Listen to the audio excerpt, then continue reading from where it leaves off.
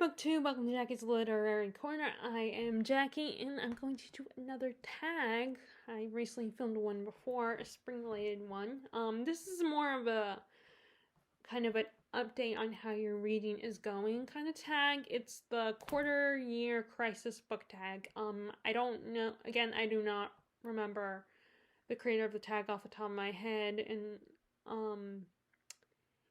but I will find... First, I'll find the creator and post it in the description box below. Okay, so first question. How many books have you read so far this year? Well, now, as of just a few minutes ago, before I filmed this, it's 21 now. Now I haven't done the review yet, but by the time you guys watch this, I believe a review will be up. But now it's actually, the number is 21. So it's 21 books. I've read 21 books so far. Although, I guess it still is 20 because one of the books, because I'm looking at my Goodreads. I was looking at Goodreads and it said 20, but I guess actually it was 20, it's still 20. Because one of the books that Goodreads counted was a DNF. So I guess it's still 20 books then. Okay, so question number 2. How many have you already found a book you think might be a 2022 favorite? If not, what was your favorite book you read that wasn't quite 5 stars? And here's, first of all, before I give my answer, what kind of frustrates me why I had trouble with this question is because I started not doing star ratings. Although I almost changed my mind and went back to star ratings because I saw, I don't remember what the person was doing. Oh, actually they were doing this thing where they were reading, it was Jen Campbell actually. She was doing a vlog where she reads books that the Goodreads or Storygraph, I think it was Storygraph, recommends to her. And they go by your star ratings to recommend books to you. Now, I know she doesn't do rating. I don't think she does any ratings either. And so for a second, I thought about maybe I should do star ratings again, but then I was like, you know what? I don't always go by these sites' recommendations, especially because I don't trust Goodreads recommendations. Sometimes I feel like Goodreads doesn't always know 100% their readers. And since I know my reading taste best, and usually when I have someone like a friend, or my family members who will give me gifts, for Christmas or birthday, I just tell them what I want, that my mom, or they go by the Amazon wish list. So I don't really. So with recommendations, it doesn't. So I was like, it doesn't matter. So I went back, I have stuck to my whole not giving star ratings, because I feel like I still say the same thing I said once before, which is that star ratings are a more simplified way to explain your feelings on a book. But they don't really tell the feelings, because everyone's star ratings are very different. And it doesn't really explain. It just tells you if you loved a book, if you enjoyed it, but it wasn't a beloved book for you, or you just thought it was okay, or you did not like it, or you downright hated it. So yeah, with that being said, that is kind of what threw me off with that question, with the second question. But I did come up with an answer for a book that I think I consider a favorite. And that is Empire of Engines by R.S. Ford. And what really makes this book special for me is that I did not hear about this book on BookTube. I didn't hear about it on BookTube until after I had bought it and started reading it, because I didn't want that to be the case. I wanted to find at least a few fantasy books that I didn't hear about on BookTube that I discovered on my own. So I saw it at the Books A Million and I bought it, and I absolutely loved it. It was such a fun story, especially because it was about three siblings. I mean, there was like, I don't even think there was really any romance in it. Actually, there was really no. Well, actually, no. There was a little bit of a romance, but that was a romance that happened like in the past, and these characters were trying to, um, actually, there were two potential romances. There was one that was like it happened a long time ago, and the characters can't be together anymore, and then there was that potential like these two people could have been a couple. Oh, and there's another. So okay, so there's a third one. I forgot that I wouldn't mind seeing, what if they became a couple in the future, but who knows, with this couple there was no evidence to suggest that they would be a couple. So anyway, it was focused on these three siblings and their different experiences, and the magic system was really cool. It was, this whole idea of magic powering machines. I thought that was such a great concept. The only thing that disappointed me was that we didn't really get to explore that as much as I would have liked to. The magic system, but maybe we'll explore it later. But I've always loved sibling stories, and not just two siblings that are on opposite sides of a conflict. I also want to see like siblings being close and being being a family and loving each other and stuff like that, and bonding. Although actually we don't get that a lot in this book either, and that's another thing we don't get a lot of, because the three siblings are separated. But still, it was a story about a family, and a family that was very close. And it was a fun story. It was a really fun story, and I really enjoyed it. So I think this will be put on my favorites list. Okay, so question number 3: any 1-star books or least favorite? So this would be a least favorite book. I didn't even downright hate this. I just didn't love it. So I wouldn't say this is a 1-star. I would say it's more like a 2 or 3 star. So it's really the best I could come up with, because the rest of the books I've enjoyed everything I read so far, and there's nothing that was downright bad or just this is the clone, but except for this one. And this one wasn't bad. It was just okay, And I got really annoyed by a lot of the characters. And this is The Truth About the Harry Quebert Affair. Even then, I didn't, I had a decent time with it.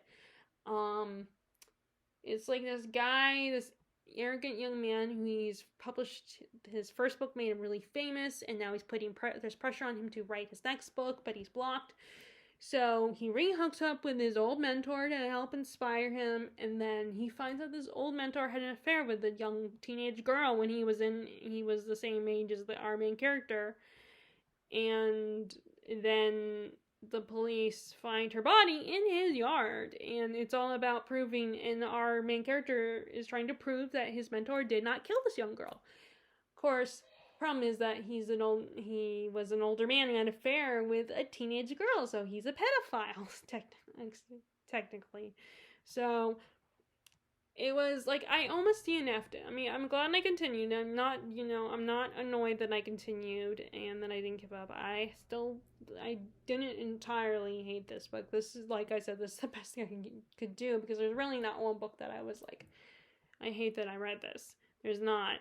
I've never been, so far, I've been pretty good at picking books that, most of the time I'm good at picking books that I know I'm gonna at least like, or, or think are okay.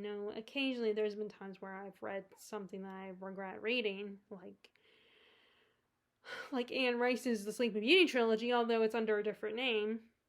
It's basically a Sleeping Beauty erotica story, which is not my thing.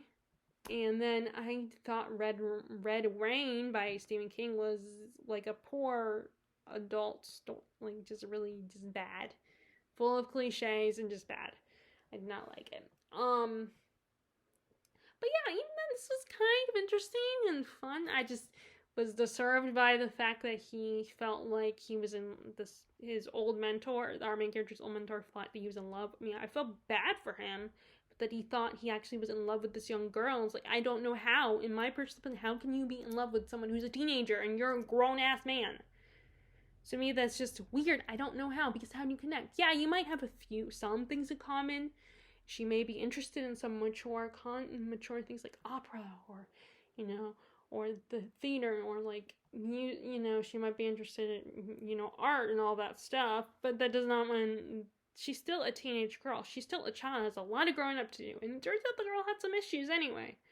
She had some mental health issues, and so he wasn't, and maybe on some level, I'm not saying he didn't care about her, but it was a weird relationship, a disturbing relationship that I just could not get. I did not, I mean, there were times when I felt bad for them. I was like, oh, that's sweet. You delude yourself into thinking you love each other. And it was just weird to me. Like I said, I didn't hate it, but I didn't love it either. And like I said, this is it's, like I said, not 1 star, but a least favorite. But even then, I still think about it. Okay, so question number 4. Most read genre, of course, is fantasy.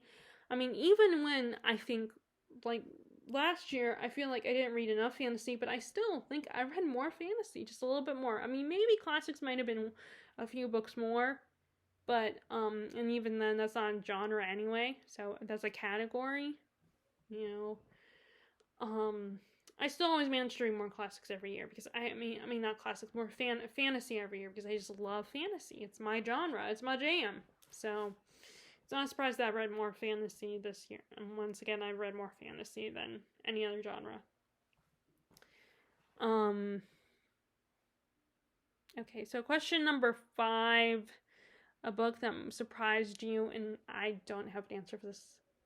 I still haven't found a book that surprised me. It seems like there's never been, at least not that I always have trouble thinking about this. Maybe there is a book that has surprised me in the past that I just don't remember what it would be, but there's been no books that, I'm just trying to think of a book that surprised me, and I don't have an answer.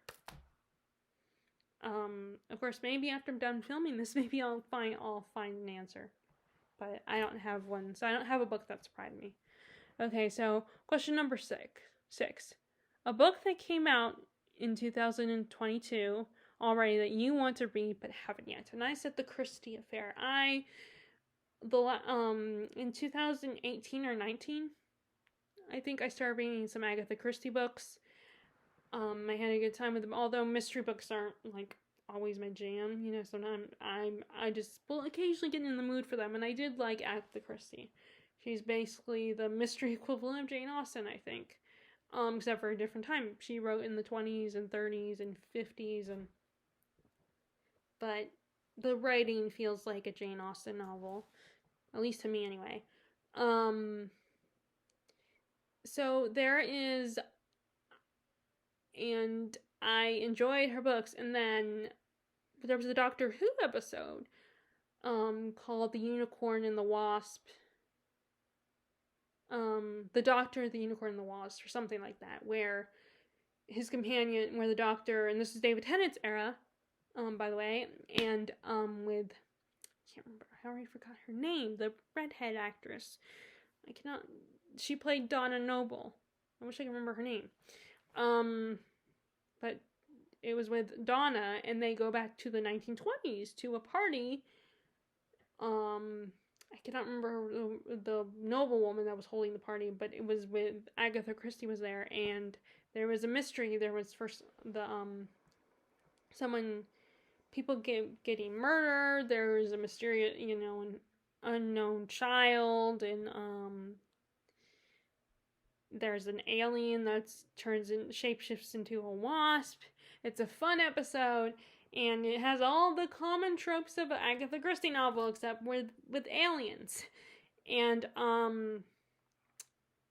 remember that episode was the first time I heard about how there was there was a time when Agatha Christie disappeared for 11 days and her car was found. And that's it. And then no one ever knew what happened to her during those 11 days. And this novel is about that. But it's also about that apparently, I do think this is historically true, that her husband had an affair. But the fictionalized version is that this story is told from a fictionalized version of the woman he had an affair with. And now I don't know if this is historically true, but but in the story, her and Agatha used to be friends. And this is, like I said, she's telling the story about Agatha, and it's all about what could have happened during those 11 days that Agatha Christie had disappeared. So I thought that was such a great concept, to take a historical mystery and give it context. Especially if we'll never know what actually happened. I think it's just this awesome idea to take this idea and explore it and give it, a backstory, like explain it. There's actually another episode of Doctor Who when it first rebooted, and it was the 9th Doctor, and with Rose, and there was an episode where they meet Charles Dickens, and Charles Dickens' last novel that he never finished was the mystery Edwin Drood or whatever I don't know what it's called. I have to look it up. And he never finished it. And that episode kind of did the same thing that this novel's doing for the whole disappearance of Agatha Christie, where it actually gave the story. It implied that what happened in the episode is what Charles Dickens used that as inspiration to continue to write for Edwin Drood. So I thought that, so it's the same thing where, like, you take some historical mystery and give an explanation, even though it's not the actual explanation. And I just think that's a really cool concept. So I was very excited to hear about this book, but I haven't got it yet.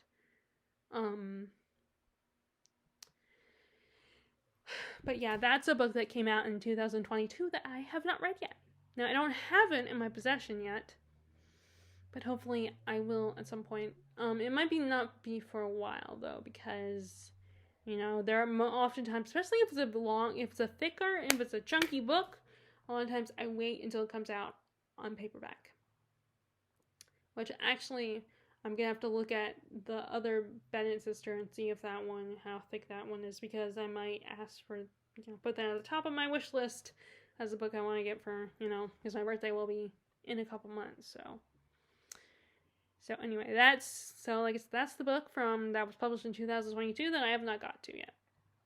Okay, so question number 7. One goal you made that you're succeeding at, and that is to make sure I get back on track with fantasy. Because, like I said earlier in my previous question, where I talked about what the genre that I read the most of, that yes, it's that last year I did feel like, even though fantasy still managed to be the genre I read the most of, I still felt like I kind of fell off the bandwagon with the fantasy genre. Like, I was so focused on reading more classics that I felt like I kind of neglected fantasy a little bit. And I was I was constantly buying classics and adding them to my collection so I could read them in the future. So I felt like that was falling behind. So I made a goal to make sure I get back to prioritizing fantasy. And it's an easy goal for me to fulfill, I think, because fantasy is still my all-time favorite genre. And it's one that's not that hard for me to read. So that was no surprise that that goal is doing well. So question number 8 is actually one goal you made you need to focus on. So I feel like the goals I need to focus on are, first of all, I was thinking about it too, that, where one being that my series, I feel like I want to make sure that I don't get behind in my series, because for several years I was taking forever to read through series. It would be years sometimes before I got to my next book in a series, so I want to make sure I don't make that mistake with a lot of the series I have, so I've been trying to prioritize getting the next book read as soon as as soon as possible. Especially if I have all the books in the series. Although it's still a struggle because there are some books that I have, like there's the First Law trilogy, I have all 3 books, and I still have not picked up the book 2.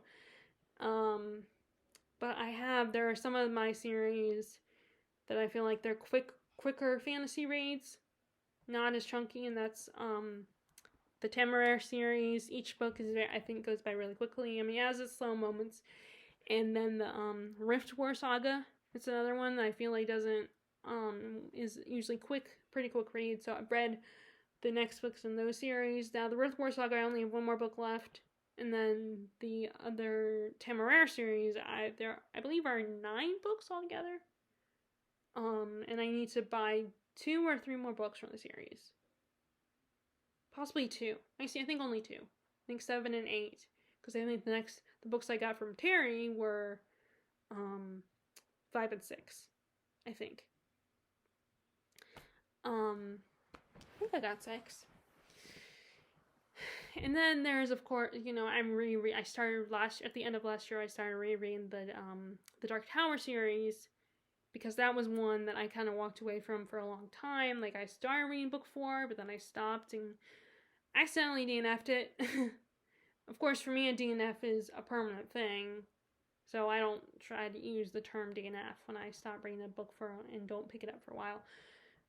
So especially with series where the books are really long, which goes to the other goal I really want to focus on this year, which is getting my tomes read, my 500 plus page books, at least getting a few of them finished.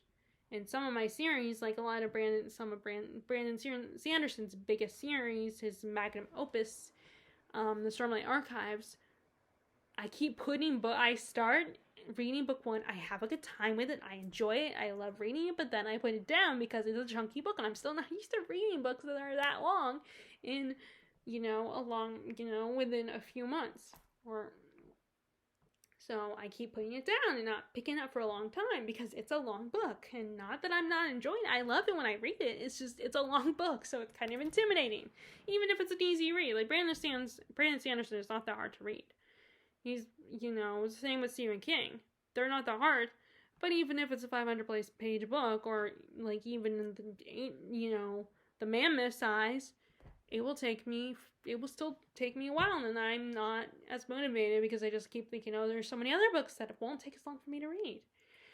So it's something I really want to focus on, but I'm doing a really bad job at that. So definitely something I need to work on. Okay, so I